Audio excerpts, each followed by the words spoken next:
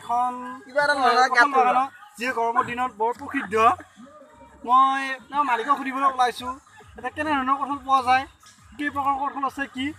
হয় মই আপোনাক সুধিবলৈ ওলাইছোঁ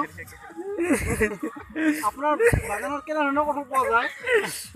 বিলাতী কঁঠাল চালানী কঁঠাল হয় আৰু মই কোৱা শুনিছোঁ আপোনাৰ তাত বোলে কিবা ব্যৱহাৰ কৰিছে কাৰণে নেকি আপোনাৰ কঁঠালত বোলে কেঁচা কঁঠালত পকা কিবা আৰু গৰুৰ নকয় নকয় হয় মই দ্বিতীয়জন মালিকৰ ওচৰলৈ গৈছোঁ তেওঁক মই কেমেৰা সন্মুখত আনিছোঁ হয় আপুনি বছৰটো কঁঠাল উৎপাদন কৰি কিমান টকা উপাৰ্জন কৰে হয় মই যোৱাবাৰ শুনিছিলোঁ আপুনি 1.5 কোটি টকা উৎপাদন কৰিছে এইবাৰ কিমান পাব হয় মই এই কঁঠালৰ বাগানখন বেলেগ কৰি কাৰণে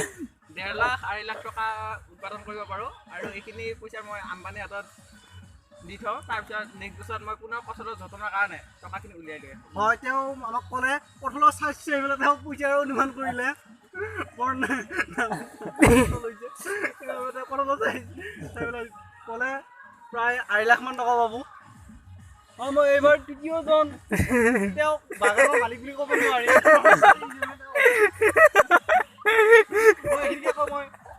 আমাৰ সৈতে ধনমণি বৰুৱা